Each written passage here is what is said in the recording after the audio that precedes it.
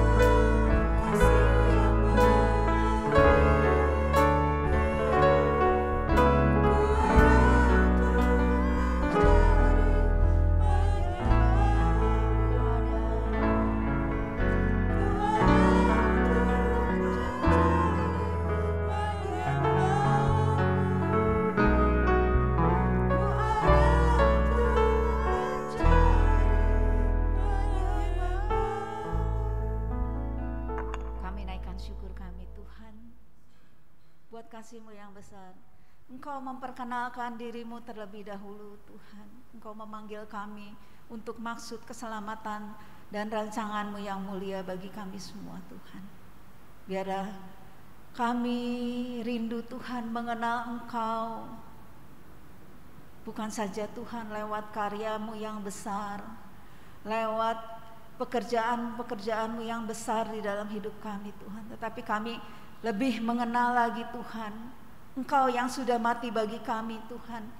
Biarlah Tuhan kami makin menyadari bahwa hidup kami adalah milik-Mu Tuhan. Dan di dalam penyertaan kami, di dalam penyertaan kami akan Engkau Tuhan, kami melihat kuasa-Mu, jamahan-Mu atas diri kami Tuhan. Bahkan Tuhan, kami melihat hal yang lebih besar lagi Tuhan di dalam hidup kami masing-masing. Sekalipun kami berada di dalam kekelaman, sekalipun Tuhan kami dalam keadaan yang serba tidak memungkinkan Tuhan untuk kami bersukacita, tetapi karena kami mengenal Engkau, karena kami mengenal Allah yang perkasa, Allah yang luar biasa Tuhan, kami akan dapat mengucap syukur senantiasa. Terpujilah nama-Mu Tuhan, biarlah pujian kami menjadi kekuatan, menjadi persembahan yang mulia bagi Engkau, di dalam nama Tuhan Yesus Kristus, amin. Di bulan Desember ini, di mana semua orang mulai sibuk dengan perayaan Natal, sebagaimana kita tahu, biarlah hati kita juga dipersiapkan untuk menyambut kedatangannya, bahwa kedatangannya sudah dinubuatkan sejak dulu, sejak sebelum Yesus lahir, bahkan sejak dunia ini diciptakan. Rancangan Allah lewat Yesus sudah dinyatakan lewat hamba-hambanya, nabinya, lebinya, dan kita akan bersukacita menyambut ke hari kelahiran Yesus.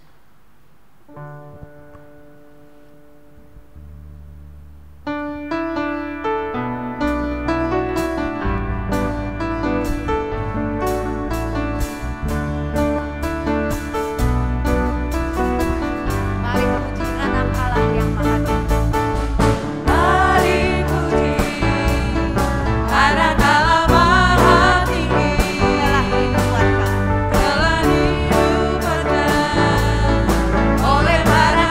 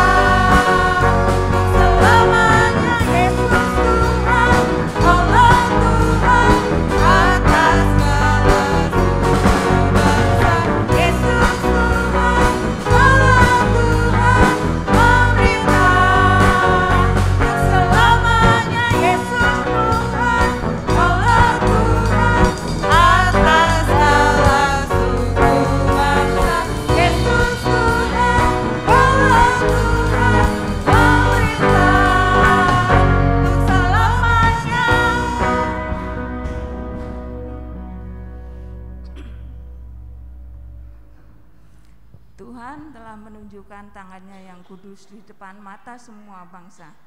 Maka segala ujung bumi melihat keselamatan yang dari Allah kita.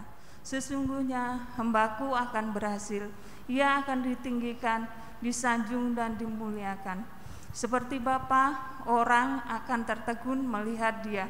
Begitu buruk rupanya, bukan seperti manusia lagi, dan tampaknya bukan seperti anak manusia lagi. Demikianlah ia akan membuat tercengang banyak bangsa. Raja-raja akan mengatupkan mulutnya melihat dia. Sebab apa yang tidak diceritakan kepada mereka akan mereka lihat, dan apa yang tidak mereka dengar akan mereka pahami. Dia lahir untuk kita, rencana kedatangannya jelas, hanya untuk kematiannya di kayu salib. Biarlah kita menyambut dia, menyambut kelahirannya, sambil tidak pernah melupakan rancangan Allah yang mulia untuk seisi dunia ini.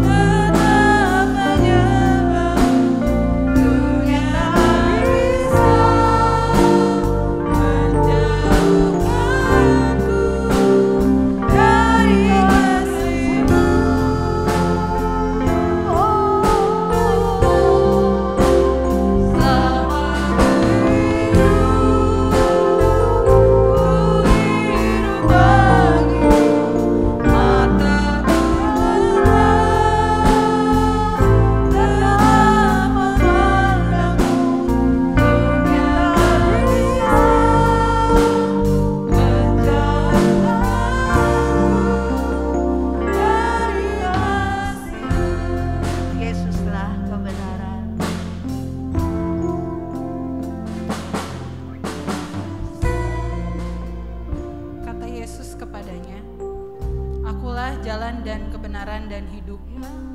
Tidak ada seorang pun yang datang kepada Bapa kalau tidak melalui aku. Di dalam Dia kamu juga, karena kamu telah mendengar firman kebenaran, yaitu Injil keselamatanmu. Di dalam Dia kamu juga, ketika kamu percaya, dimateraikan dengan Roh Kudus yang dijanjikannya itu. Dan Roh Kudus itu adalah jaminan bagian kita sampai kita memperoleh seluruhnya, yaitu penebusan yang menjadikan kita milik Allah untuk memuji kemuliaan-Nya. Dengan teguh berpegang kepada kebenaran, di dalam kasih kita bertumbuh di dalam segala hal ke arah Dia, Kristus yang adalah kepala, daripadanya lah seluruh tubuh yang rapi tersusun dan diikat menjadi satu oleh pelayanan semua bagiannya, sesuai dengan kadar pekerjaan tiap-tiap anggota, menerima pertumbuhannya dan membangun dirinya dalam kasih.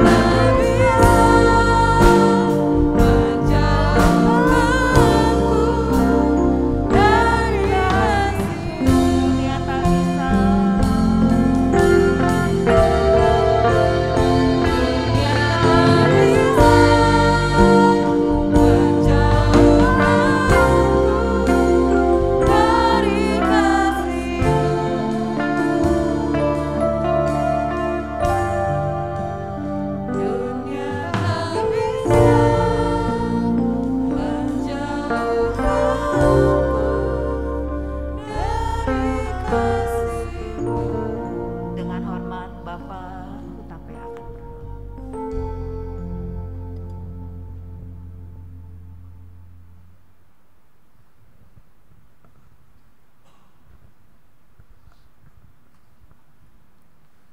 Terima kasih Bapa di dalam surga, kami mengucap syukur pada siang hari ini di mana kami kembali Tuhan ada di rumah Tuhan. Inilah menjadi kerendahan kami untuk memuji menyembah Engkau. Karena itu Tuhan ajari kami ya Tuhan untuk selalu meninggikan nama-Mu dimanapun kami Tuhan berada. Sehingga lewat keberadaan kami Tuhan, nama-Mu lah yang selalu dipermuliakan. Terima kasih Tuhan, kami sebentar akan mendengarkan kebenaran firman-Mu. Tolong Tuhan persiapkan hati dan pikiran kami agar tidak tertuju kepada yang lain, namun tertuju kepada ya Tuhan, firman yang akan dibentangkan sebentar. Sehingga firman itu Tuhan boleh menjadi kekuatan baru di dalam kehidupan kami untuk menghadapi Tuhan situasi-situasi dunia yang semakin gelap ini. Sehingga kami Tuhan tidak menjadi khawatir tentang apapun, karena kami tahu Allah yang kami puji, kami sembah di dalam nama Yesus Kristus adalah Allah yang berkuasa, yang sanggup memulihkan setiap keadaan kami. Terima kasih Tuhan, kami serahkan acara kami ini ya Tuhan. Sebentar kami akan siap mendengarkan firman-Mu. Biarlah Roh Kudus yang selalu yang mengasai hati dan pikiran kami. Terima kasih, di dalam nama Tuhan Yesus Kristus kami telah berdoa dan mengucap syukur. Haleluya, amin. Silakan kepada hambanya untuk menyampaikan firman Tuhan.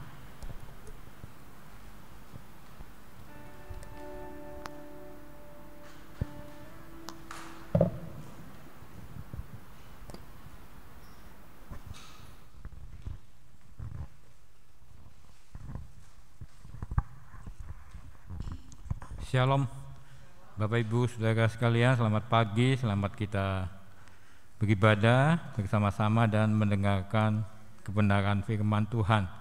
Shalom dari istri saya juga. Pagi hari ini saya berdiri di hadapan sidang jemaat sebagai penyambung lidah dari istri saya, karena ya sudah tahu bersama tidak bisa hadir, tapi firman Tuhan yang diberitakan adalah dari dia, karena seharusnya dia yang berdiri di sini. Jadi saya sebagai penyambung lidah. Oke. Firman Tuhan pada pagi hari ini dengan judul tanpa kepentingan diri. Ini melanjutkan apa yang sudah istri saya sampaikan secara berseri, mempelajari kitab Yudas ya. Dan ini sekarang pada ayat yang ke-12 bagian A saja. Ini apa yang dia tuliskan bagi kita sekalian. Selamat menjalani bulan terakhir tahun 2022 dalam anugerah dan pimpinan Tuhan. Kiranya Roh Kudus akan mewahyukan sesuatu melalui khotbah hari ini, sehingga tahun ini dapat diakhiri dengan penyerahan diri yang lebih total kepada Tuhan dan melepaskan diri dari kepentingan diri yang dapat memisahkan kita dari Allah. Yudas 12a, mungkin kita baca bersama-sama kali. 1, 2, 3. Mereka inilah noda dalam perjamuan kasih-Mu. Mereka ini siapa? Sudah belajar dari kitab Yudas adalah guru-guru palsu. Ya, merupakan noda dalam perjamuan kasih-Mu. Kita juga jangan berpikir, wah saya bukan guru palsu. Mungkin saya bukan noda dalam perjamuan kasih.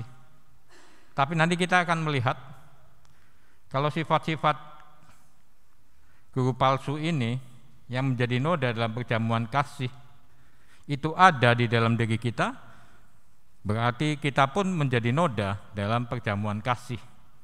Ya hari-hari ini kan mau dekat Natal, nanti tahun baru biasanya kan suka ada perjamuan kasih ya. Ya mungkin dengan macam-macam cara, mungkin dengan bawa makanan atau pesan makanan bagaimana dan sebagainya. Tetapi sebenarnya perjamuan kasih yang lebih dalam kerajaan surga itu bukan cuma sekedar perjamuan kasih makan minum saja. Ketika kita bertemu saudara-saudara di dalam Tuhan, entah dalam acara resmi di gereja atau di tempat lain yang tidak resmi atau bertemu dengan siapapun, ketika kita bercengkerama tentang kerajaan sorga, itu sebenarnya kita juga sedang mengadakan perjamuan kasih.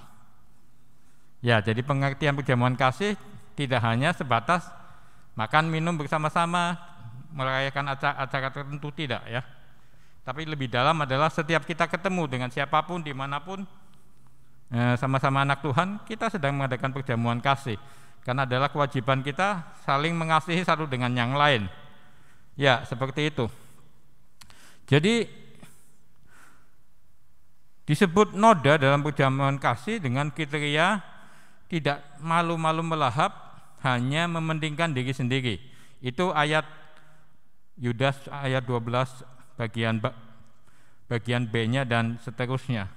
Jadi kalau noda, saudara, tentu sesuatu yang membuat hal yang tadinya bagus menjadi tidak bagus. Kalau kita punya pakaian, baju misalkan kena noda tinta, apalagi baju putih kena noda tinta, tentu akan sangat mengganggu. Baju yang mungkin dari merek terkenal, mungkin mahal, tapi ketika kena noda tinta kan menjadi tidak bagus, semahal apapun nilai baju itu. Tentu kita berupaya membersihkan ya semaksimal mungkin supaya noda itu menjadi hilang. Nah, inilah sifat-sifat guru palsu ini. Tadi ada dua hal yang disinggung tentang melahap, tidak malu-malu melahap, hanya mementingkan diri sendiri, menjadi noda dalam perjamuan kasih.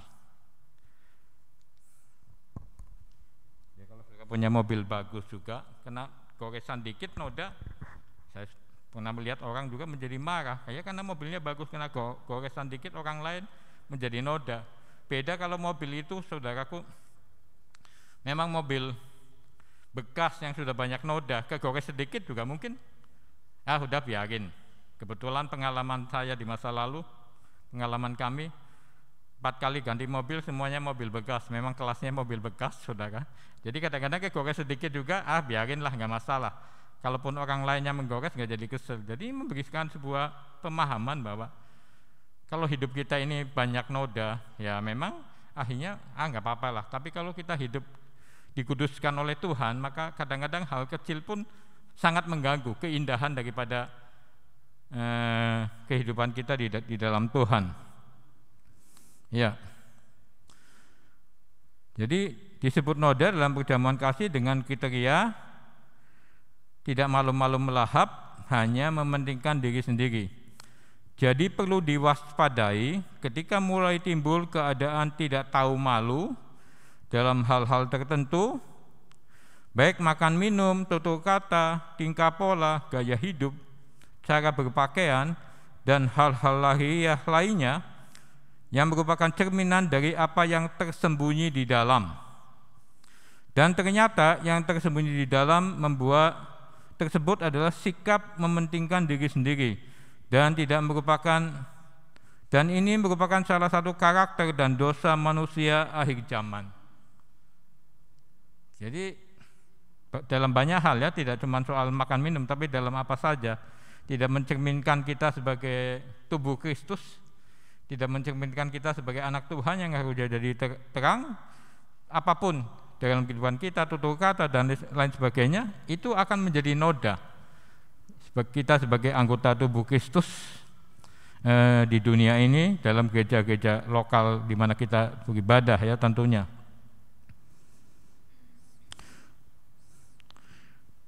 Tadi dikatakan, sekarang kita lihat 2 Timotius 3 ayat 2. Manusia akan mencintai dirinya sendiri dan menjadi hampa uang. Mereka akan membual dan menyombongkan diri. Mereka akan menjadi pemfitnah. Mereka akan berontak terhadap orang tua dan tidak tahu berterima kasih, tidak mempedulikan agama. Terus ini sampai ayat 5 sebenarnya, tapi di sini yang ingin diambil adalah manusia akan mencintai dirinya sendiri. Kepentingan diri, mencintai diri. Kalau mencintai diri sendiri artinya yang didahulukan, yang diutamakan, yang dipikirkan, yang dicari adalah segala sesuatu yang ada kepentingan diri, yang menguntungkan diri sendiri. nggak peduli merugikan orang lain, bahkan mungkin nggak peduli juga merugikan kepentingan Tuhan di dalam kehidupan kita. Dan ini merupakan nubuatan. Ayat ini merupakan nubuatan manusia akan mencintai dirinya sendiri dan menjadi hamba uang. Kalau ayat satunya dikatakan, ketahuilah pada hari-hari terakhir akan datang masa yang sukar. Masa sukarnya apa? Ya tadi ini ayat 2 sampai nanti ayat 5, manusia akan mencintai dirinya sendiri dan menjadi hamba uang. Ada banyak kriteria di situ nubuatan itu, dan yang ranking pertama adalah mencintai dirinya sendiri. Jadi saya suka pakai kata egoisme yang eksklusivisme, egois yang berlebih-lebihan, dan itu tanda menjelang kedatangan Yesus kedua kali. Dan ini merupakan nubuatan. Jadi kalau nubuatan pasti akan terjadi. Makanya saudara dan saya harus waspada supaya sungguh-sungguh berserah, berdoa sama Tuhan, jangan sampai kita menjadi penggenapan firman Tuhan ini, akan menjadi orang mencintai dirinya sendiri. Kemajuan teknologi, internet, saudara, sehingga orang ini dipacu, kecintaan terhadap diri sendiri itu dipacu. Menjadi mudah, orang upload fotonya dipasang, nanti orang kasih komen, ya kan, kasih komen, wah senang dikomenin, bagus postingannya bagus, upload fotonya bagus. Bahkan ada juga yang komentar-komentar yang jelek, saya pernah lihat sendiri, orang yang saya kenal di internet menjadi marah karena komentar-komentar yang jelek. Jadi di dunia yang serba modern ini memang kecanggihan teknologi sangat berguna bagi kehidupan kita, baik kehidupan secara lahiriah maupun sampai kepada kehidupan rohania, pelayanan, pemberitaan firman. Tapi ekses negatifnya itu, siapa saja bisa mengupload dirinya, siapa saja bisa menulis apapun, dan selalu ingin dikasih komentar atau paling enggak dikasih jempol begini. Nah ini tanpa sadar akan membuat penggenapan ayat ini, manusia akan mencintai dirinya sendiri lewat banyak hal. Salah satunya di dunia modern adalah lewat dunia maya atau dunia internet. Ya, satu nasihat dalam Lukas 21 ayat 34, jagalah dirimu supaya hatimu jangan syarat oleh pesta pora dan kemabukan serta kepentingan-kepentingan duniawi, dan supaya hari Tuhan jangan dengan tiba-tiba jatuh ke atas dirimu seperti sebuah jerat. Ini merupakan sebuah peringatan yang harus saudara dan saya pegang, karena kita hidup di hari-hari terakhir ini. Jagalah dirimu, jagalah hati. Jagalah, Amsal 4 ayat 23 katakan, jagalah hatimu dengan segala kewaspadaan, karena dari situlah terpancar kehidupan. Karena segala sesuatu yang keluar itu dari hati sumbernya. Supaya jangan syarat oleh pesta pora dan kemabukan serta kepentingan-kepentingan duniawi. Biarlah hati kita selalu diisi oleh kepentingan-kepentingan surgawi, oleh pekerjaan Roh Kudus dalam hidup kita, oleh kebenaran firman Tuhan yang kita cintai, yang kita renungkan, saudara, supaya, karena resikonya mengerikan kalau tidak menjaga hati dengan hal-hal yang bersifat duniawi, supaya hari Tuhan jangan dengan tiba-tiba jatuh ke atas dirimu seperti sebuah jerat. Kalau tidak menjaga hati ini hanya untuk Tuhan, hati ini hanya untuk Roh Kudus, hati ini hanya untuk kebenaran firman Tuhan. Nanti tiba-tiba ketika Tuhan datang kali kedua dan kita masih hidup, itu menjadi sebuah jerat, bukan menjadi sebuah kemuliaan yang luar biasa. Ketika Tuhan datang kali kedua, mungkin kita akan menjadi bagian gereja yang disempurnakan, yang tidak mengalami kematian. Tapi kalau tidak menjaga hatinya diisi dengan hal-hal yang enggak sesuai firman Tuhan, maka kedatangan Tuhan bukan sesuatu yang kemuliaan yang hebat, tapi menjadi sebuah jerat yang mungkin membuat dia binasa atau bagaimana, saudaraku yang dikasihi oleh Tuhan.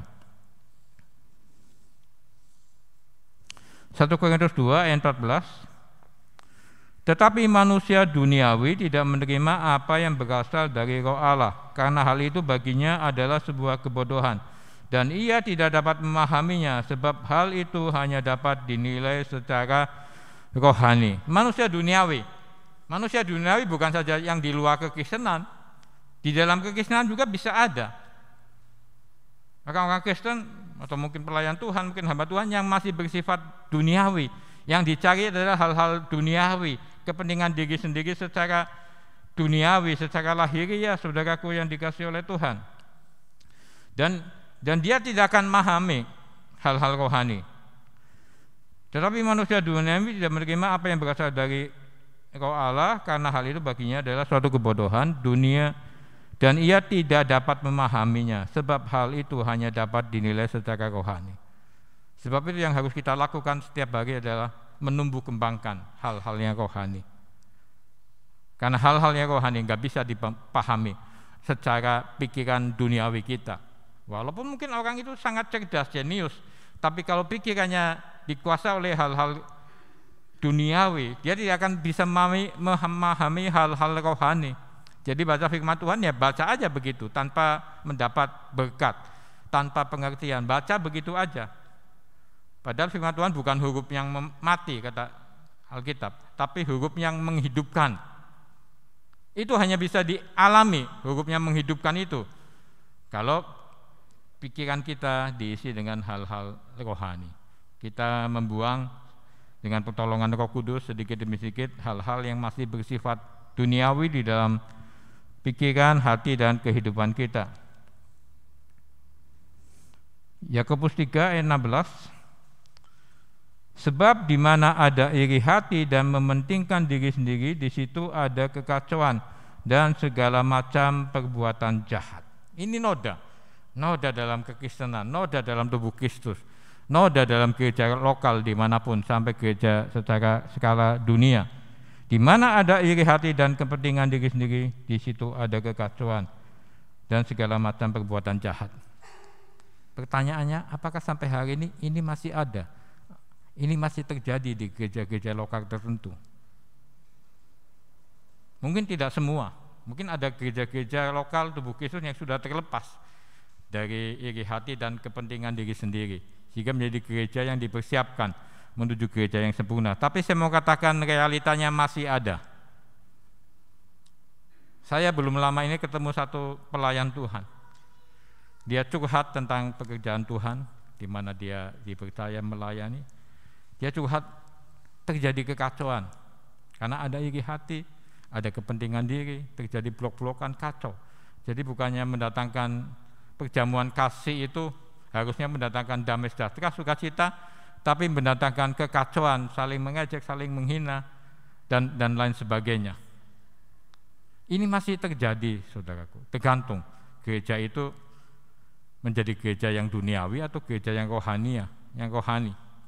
Perkembangan gereja di akhir zaman cuma dua. Kalau tidak mau menjadi gereja rohani, di mana Roh Kudus dan kebenaran firman Tuhan bekerja dengan maksimal, dengan sendirinya gereja itu akan menjadi gereja yang duniawi. Nggak ada pilihan ketiga. Nggak bisa hal-hal duniawi dicampur dengan yang rohani. Bukan berarti kita nggak boleh kerja duniawi, kerja, tapi maksudnya hal-hal yang berlebihan. Hal-hal duniawi yang merupakan sebuah kesenangan, merupakan sebuah kepentingan diri, itu harus tidak ada. Saudara akan melihat juga bagaimana minyak dicampur dengan air. Waktu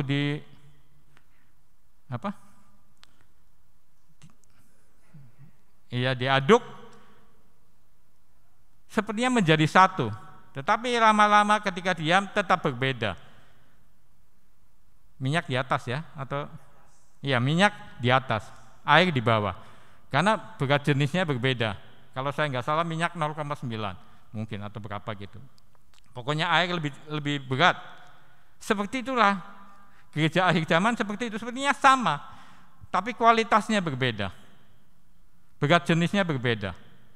Jadi tentu akan terjadi pemisahan, sehingga kitab Wahyu katakan nanti akan terjadi gereja Babel, dan itu sudah sementara terjadi. Sementara gereja menuju ke sana, jadi gereja yang Babel atau gereja yang rohani, tergantung gereja itu mau mengutamakan yang rohani atau tetap berkecimpung di hal-hal yang sifatnya duniawi. Itulah sebabnya ini menjadi peringatan buat kita sekalian yang ada di tempat ini. Jadi kalau satu komunitas apapun, termasuk rohani, komunitas gereja, kalau banyak terjadi kekacauan, mungkin faktor X-nya kalau nggak ada iri hati adalah kepentingan diri atau golongan tertentu. Ya seperti sidang jemaat Korintus kan ngeblok-blokan. Ada blok Apolos, ada blok Kefas. Karena ada unsur ini, kepentingan diri dan iri hati. Dan itu bukan menjadi gereja yang dewasa. Yang Rasul Paulus katakan masih kanak-kanak. Sehingga dia berkata, aku pada waktu itu tidak dapat berkata secara rohani, sampai sekarang pun tidak dapat. Karena masih bersifat duniawi, duniawinya masih kuat. Walaupun gereja Korintus itu penuh dengan Roh Kudus, 9 karunia Roh Kudus tertuliskan di 1 Korintus 12. 1 Korintus 1 ayat 9 katakan, sementara kamu tidak kekurangan satu karunia pun. Jadi belum cukup dipenuhi dengan karunia, tetapi harus meningkat, saudara, menjadi cinta firman Tuhan, supaya ada buah-buah kasih, buah-buah kebenaran, buah-buah pertobatan, dan mungkin juga nantinya buah-buah pelayanan. Di momen nuansa Natal kita diajak untuk mengingat tokoh-tokoh Natal. Contoh, Maria, seorang gadis muda, belia, berhati hamba, tidak mementingkan diri sendiri, rela menyerahkan dirinya, hidup masa mudanya, masa depannya, tubuhnya kepada Allah, rela menanggung resiko yang seperti apapun. Ya, ketika berita Natal datang kepada Maria, karena itu yang dipilih Tuhan, akan mengandung seorang bayi laki-laki dinamakan Yesus, resikonya sangat besar. Dia pada waktu itu sedang bertunangan dengan Yusuf. Resikonya dia diceraikan, dan Yusuf memang sudah punya niat untuk menceraikannya, walaupun secara diam-diam, nggak secara belak-belakan, wah tunanganku selingkuh bagaimana, tidak. Tapi karena dia dikatakan firman Tuhan, Yusuf juga seorang yang tulus. Jadi zaman di Israel sana, pertunangan itu nggak bisa dibatalkan secara manusiawi, dua pihak batal tidak, tapi harus secara hukum. Walaupun mereka tetap belum bisa bersatu dalam sebuah rumah tangga. Nanti kalau sudah menikah resmi baru bisa. Tapi kalau sudah tunangan itu harus melewati badan hukum, yang mungkin badan hukum perkawinan yang mengurus hal itu. Makanya kalau kita melihat Yusuf seperti itu, mau menceraikan diam-diam, nggak mau berkoar-koar. Karena ini ketulusan hati Yusuf, ya. Ya, resiko seorang gadis kan paling berat resikonya nanti diceraikan oleh tunangannya. Wah, itu kan kehancuran yang teramat sangat, ya, saudaraku yang dikasihi oleh Tuhan. Tapi Maria rela apapun demi karya Tuhan, karya agung Tuhan lewat kelahiran Yesus sebagai Tuhan dan Juru Selamat. Dia rela resiko apapun, dia rela digunjing apapun, belum menikah, udah selingkuh, udah mengandung, dia rela, saudara, karena dia memang memposisikan dirinya sebagai hamba Tuhan, mengabdi kepada Tuhan. Dan itulah yang kita harus teladani daripada tokoh Maria ini. Minta kepada Roh Kudus untuk tiap hari menyadarkan bahwa seluruh hidup kita adalah milik Tuhan. Jadi persembahkan terus baginya setiap hari seluruh anggota tubuh kita, biar semakin mencintai kebenaran, sehingga tidak sulit untuk menyerahkan masa depan kita juga kepadanya. Yohanes 3 ayat 30, ia harus makin besar, tetapi aku harus makin kecil. Ego nggak bisa terus-menerus dibiarkan bercokol dalam kehidupan kita, karena ego itulah yang akan merusak pekerjaan Tuhan dalam diri kita, rencana Tuhan, merusak masa depan kita, merusak segala-galanya dalam kita berhubungan dengan Tuhan, dengan orang lain. Makanya Yohanes ini dikatakan oleh Yohanes Pembaptis, Yesus sendiri berkata, tidak ada orang yang pernah dilahirkan manusia yang lebih besar daripada Yohanes Pembaptis. Dia yang berkata ini, karena Yesus pun dipenuhkan Roh Kudus kira-kira usia 30. Tapi Yohanes Pembaptis kan penuh Roh Kudus sejak ada dalam kandungan ibunya. Tapi dia berkata, ia harus makin besar, tetapi aku harus makin kecil. Saudara sepakat dengan ayat ini dan saya? Ia harus makin besar, aku harus makin kecil. Sepakat? Mari kalau sepakat kita katakan ayat ini sama-sama. 1, 2, 3. Ia harus makin besar, tetapi aku harus makin kecil.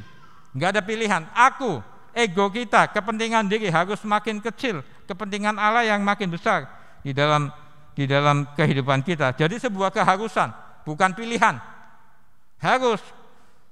Kalau kitanya enggak mau semakin kecil, saudara, Yesusnya yang semakin kecil, lama-lama Yesusnya meninggalkan kita seperti sidang jemaat Laodikia. Tahu-tahu Yesusnya ada di luar. Tapi kasih Yesus luar biasa, dia mengetuk pintu. Wahyu 3:20, mengetuk pintu, barang siapa membukakan pintu, dia akan masuk, duduk, dia akan duduk sedengan dengan aku dan aku dengan dia.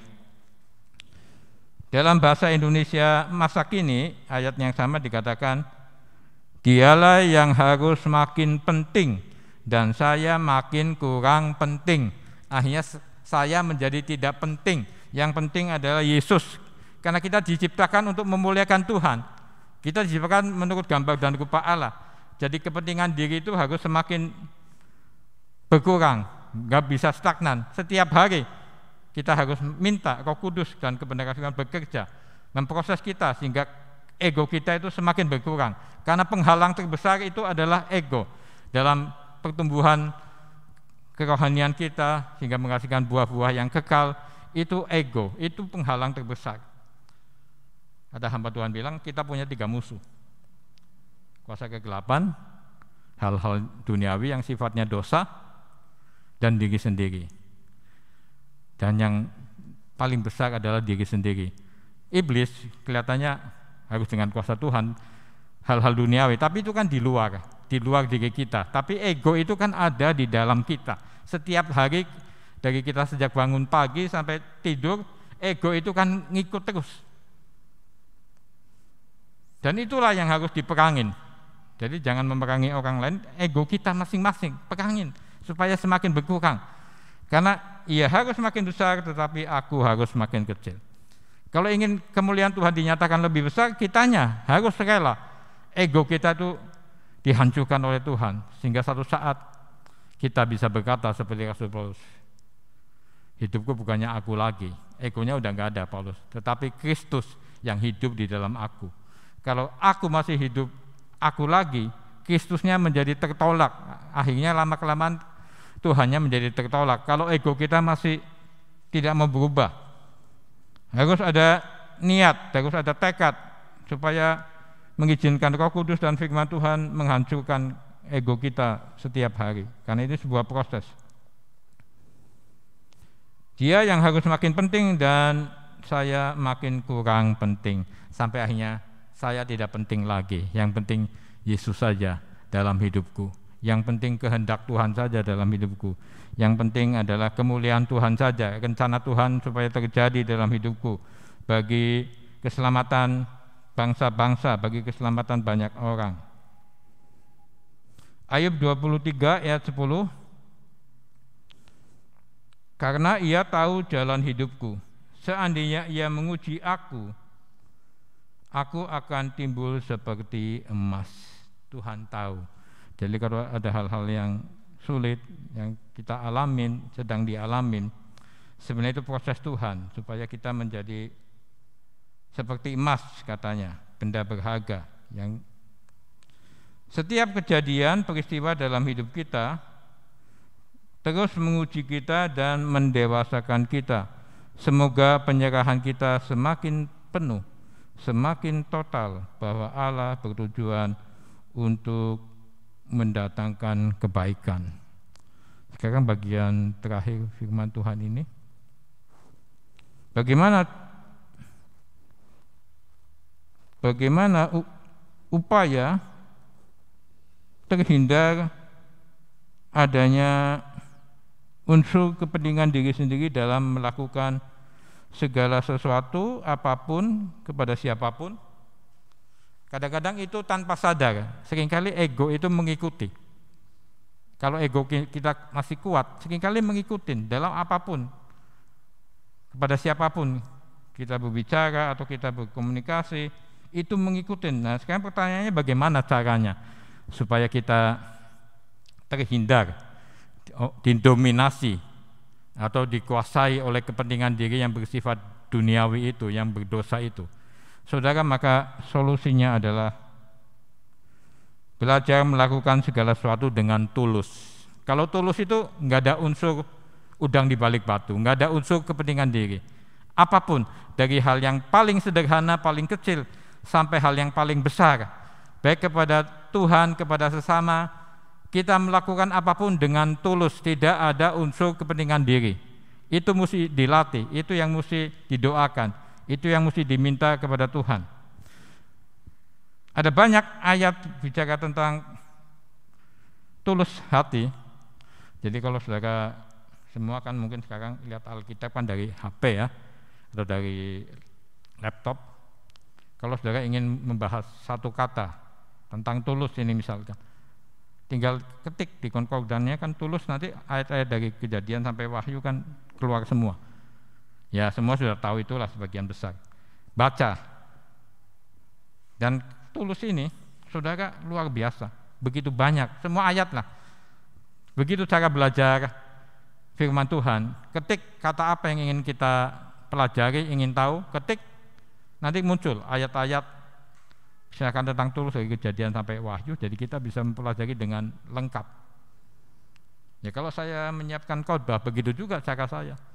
Sebelum menyiapkan saya baca dulu semua ayat, misalkan tentang apa, semua ayat dari Kejadian sampai Wahyu saya baca, nanti kita ambil mana ini yang kayaknya bisa disampaikan pada hari ini. Tentu nggak bisa semua ya, apalagi dalam bentuk khotbah, kecuali kalau kita mengajar, beda lagi.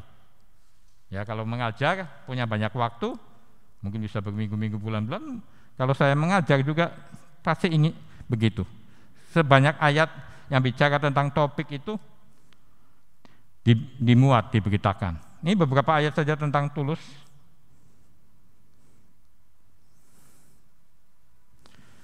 Yosua 24 ayat 14 dalam versi Alkitab bahasa Indonesia masa kini. Ini banyak dari bahasa Indonesia masa kini yang saya ambil karena bagus, di situ artinya bisa lebih mengena. Jadi sekarang kata Yosua selanjutnya, hormatilah Tuhan, mengabdilah kepadanya dengan tulus ikhlas dan dengan setia.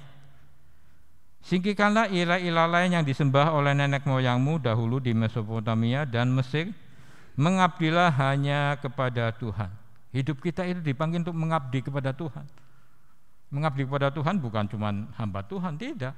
Setiap orang percaya, seperti Maria itu kan, dia menerima itu dengan pikiran, aduh berat, mengandung bayi Yesus dalam keadaan dia belum berumah tangga, tapi kan kemudian dia berkata, jadilah padaku sesuai kehendakmu, karena aku ini adalah hambamu. Jadi setiap kita dipanggil untuk mengabdi kepada Tuhan yang menciptakan saudara dan saya. Jadi mengabdilah kepadanya dengan tulus ikhlas, nggak ada kepentingan diri, tulus, segala sesuatu dikerjakan dengan tulus. 1 Tawari 29 ayat 17, ini juga bahasa Indonesia masa kini. Aku tahu engkau menguji hati setiap orang, dan ini kata Daud, dan engkau menyukai orang yang murni hatinya. Murni, nggak ada kepentingan diri, kepentingan golongan, kepentingan apapun. Murni. Engkau menguji hati setiap orang, dan engkau menyukai orang yang murni hatinya. Dengan tulus, itulah sebabnya Daud berkata, dengan tulus ikhlas dan senang hati, ku persembahkan semuanya ini kepadamu. Aku telah menyaksikan bagaimana umatmu yang berkumpul di sini membawa persembahan mereka kepadanya dengan senang hati. Ini pada waktu mempersiapkan membangun bait suci, tadinya Daud merindukan itu, tapi Tuhan bilang, bukan kamu, tapi anakmu nanti, yaitu Salomo yang bangun, karena engkau terlalu banyak darah tertumpah, karena Daud dari raja-raja bangsa Israel pada zaman perjanjian lama, mungkin Daud yang paling banyak berperang dan selalu mengalami kemenangan, tetapi tentu banyak jiwa yang binasa, darah tertumpah sehingga dia tidak layak, sehingga akhirnya yang dilakukan Daud adalah mengumpulkan sumbangan dari semua sebanyak-banyaknya sampai berkelimpahan.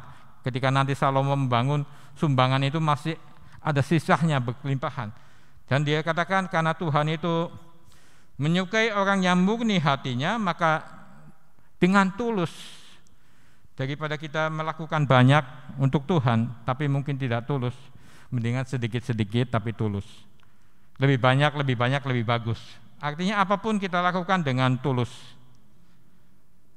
Ya, hari ini kita sedang mempersiapkan Natal, tentu ada banyak hal, mungkin waktu, tenaga, dana yang dipersiapkan untuk kita mengingat kembali kelahiran Yesus, maka lakukanlah dengan tulus seperti Daud, dengan tulus, ikhlas dan senang.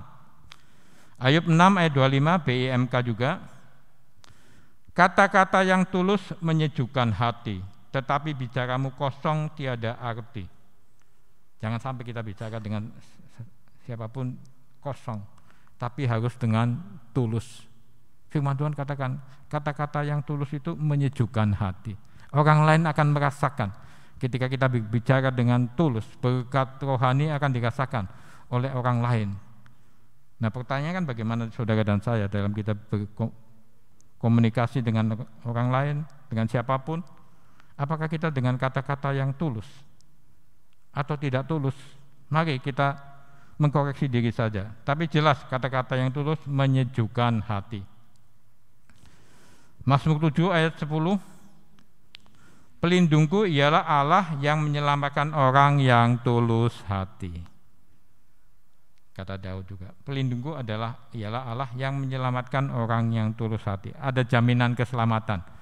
Kalau kita sejak bangun tidur sampai malam hari, apapun kita lakukan dengan tulus, apapun itu, kepada siapapun, tidak pandang bulu, maka Allah yang akan menyelamatkan orang yang tulus.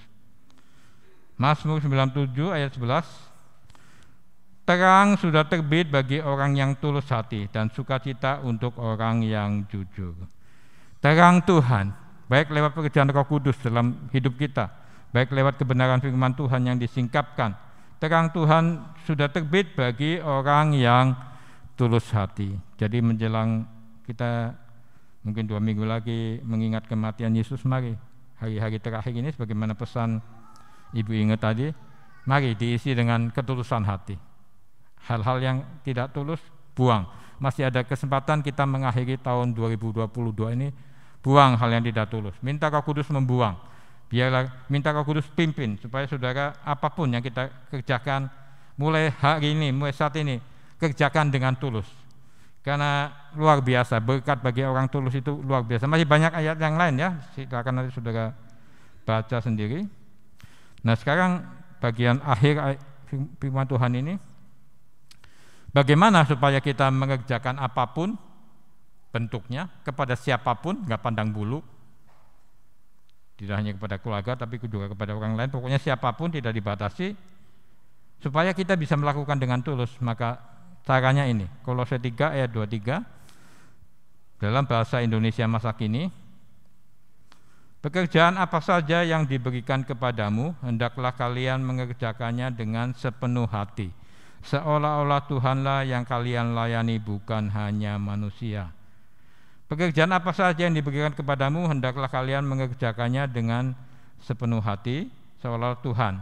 Jadi apapun, nanti kan mungkin ada panitia Natal di sini, di rumah atau di tempat kantor, dimanapun, apapun, jangan kok dia dapatnya yang kayaknya lebih bagus deh, saya enggak. Apapun, karena kita tubuh Kristus terdiri dari banyak anggota dan banyak pekerjaan, apapun itu yang dipercayakan, kerjakanlah dengan sepenuh hati seperti kepada Tuhan. Kadang-kadang menjadi tidak tulus ya, kalau kita ngomel mengerjakan sesuatu juga itu enggak tulus, atau membanding-bandingkan dengan orang lain itu juga tidak tulus.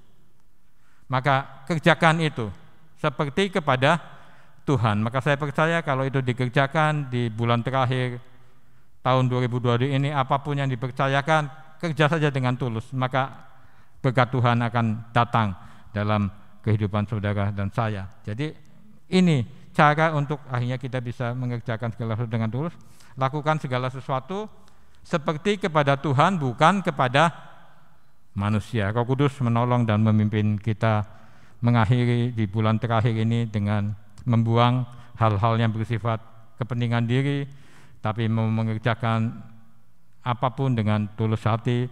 Maka saudara dan saya mengakhiri bulan terakhir Desember ini, kita akan bersukacita. Jadi peringatan kelahiran Yesus akan menjadi puncak sukacita kita, karena kita sejak saat ini mengerjakan apapun dengan tulus hati, tidak dengan terpaksa, tidak dengan membandingkan, tidak dengan bentuk kepentingan diri apapun. Mari kita mau sama-sama datang kepada Tuhan. Kita nyanyi lagu Kasih yang Terindah. Mari sama-sama kita bersimpuh, bagi yang bisa bersimpuh, yang tidak juga tetap duduk, tidak masalah. Haleluya Yesus.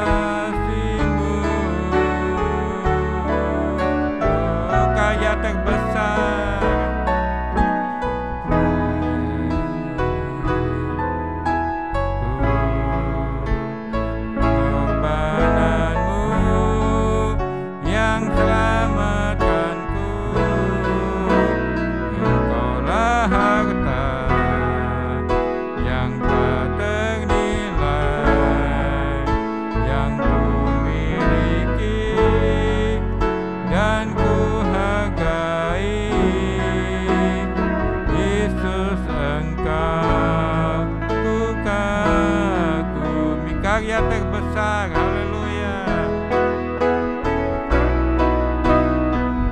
Terbesar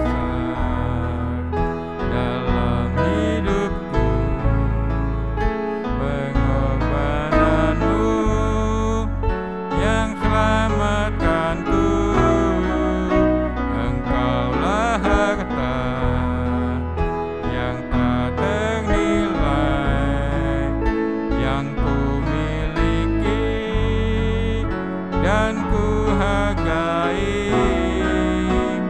Yesus, Engkau bukan Tuhan Yesus sudah memberikan contoh yang terbaik bahwa dia melakukan apapun bagi saudara dan saya dengan tulus. Sejak lahir pun sudah ada penderitaan, sudah keadaan yang di bawah standar kehidupan manusia, lahir di kandang binatang dan lain sebagainya. Sampai puncaknya 33,5 tahun hidup juga hanya untuk keselamatan banyak orang, sampai menderita, sampai mati di kayu salib, darah bercucuran dari ujung kepala sampai ujung kaki, tanpa keluhan, tanpa kepentingan diri, tanpa motivasi kebanggaan diri atau apapun. Dia lakukan dengan tulus, saudara. Sebab itu biarlah kita mau belajar itu. Kita mau belajar, kalau kita tidak mau melakukan dengan tulus apapun kepada siapapun, maka yang terjadi adalah unsur kepentingan diri, dan juga mungkin terpaksa, sehingga ada omelan-omelan dalam kita melakukan apapun. Kalau melakukan apapun dengan tulus, tidak ada omelan. Omelan hanyalah tanda bahwa kita sedang melakukan hal itu dengan tidak tulus. Tulus itu tidak ada omelan, saudara. Hanya bersyukur kepada Tuhan. Biarlah kita mau meneladani itu, memasuki di bulan terakhir ini kita mau berkata, Tuhan, ampuni kalau ada ketidaktulusan dalam aku mengiring Engkau, dalam aku melayani Engkau, dalam aku menjalani kehidupan di tengah-tengah keluarga, di tengah-tengah masyarakat, di tengah-tengah komunitasku, pekerjaanku. Mari saudara tinggalkan itu sebelum tahun ini berakhir. Tinggalkan hal-hal yang kepentingan diri yang tidak tulus. Biar kita semua sebagai tubuh Kristus di tempat ini, Tuhan, curahkan ketulusan di hati kami, sehingga kami mau mengerjakan segala sesuatu, baik bagi Tuhan maupun bagi siapapun. Kami mau mengerjakan dengan tulus, karena Tuhan senang orang yang melakukan segala sesuatu dengan tulus. Kita nyanyi sekali lagi, Kaya Terbesar. Amin.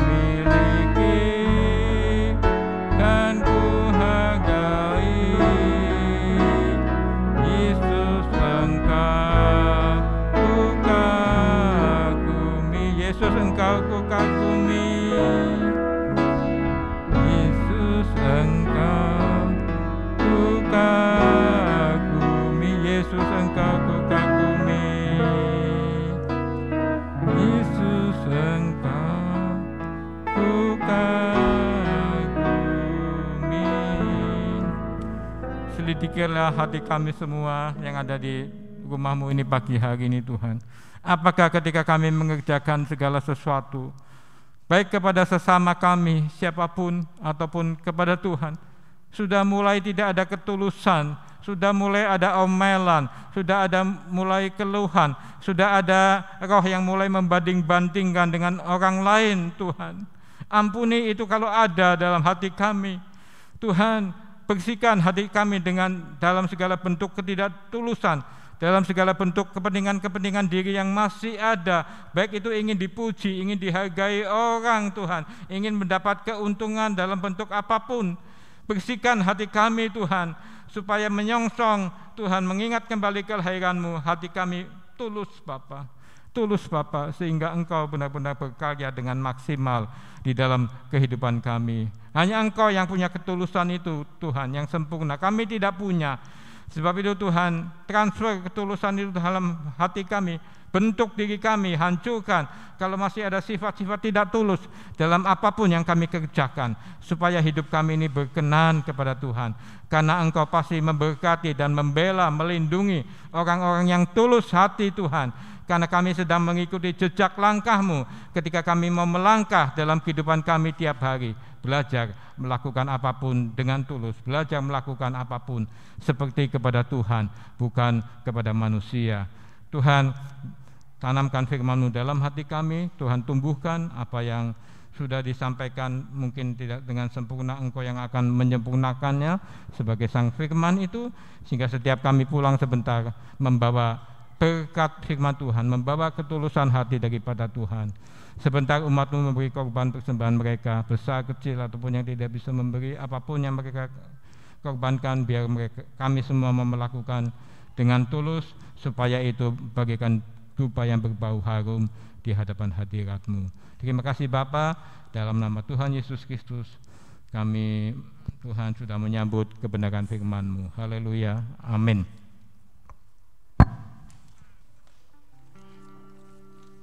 Kita nyanyi sedikit demi sedikit, tiap hari, tiap sifat, dan persembahan dijalankan.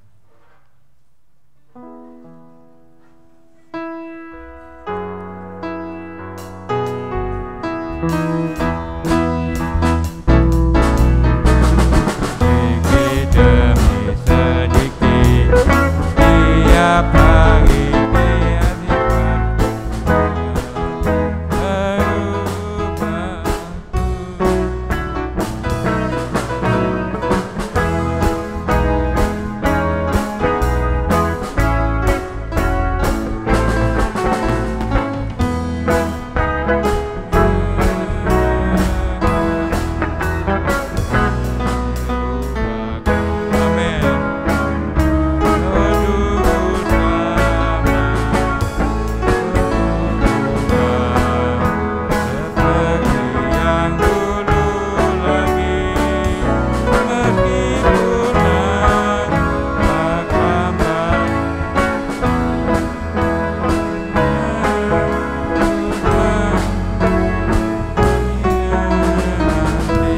demi sedikit, sedikit demi sedikit, tiap hari, tiap sifat, Yesus mengubahku.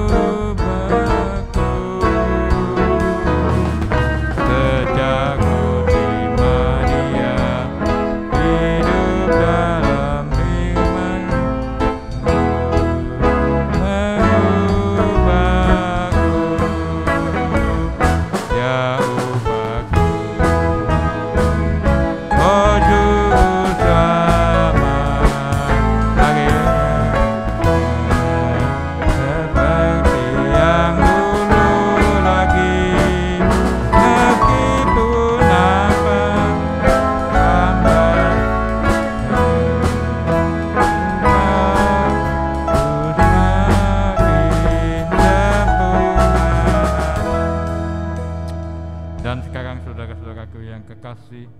pulanglah ke rumah masing-masing, tidak dengan tangan yang kosong, membawa berkat Allah yang luar biasa.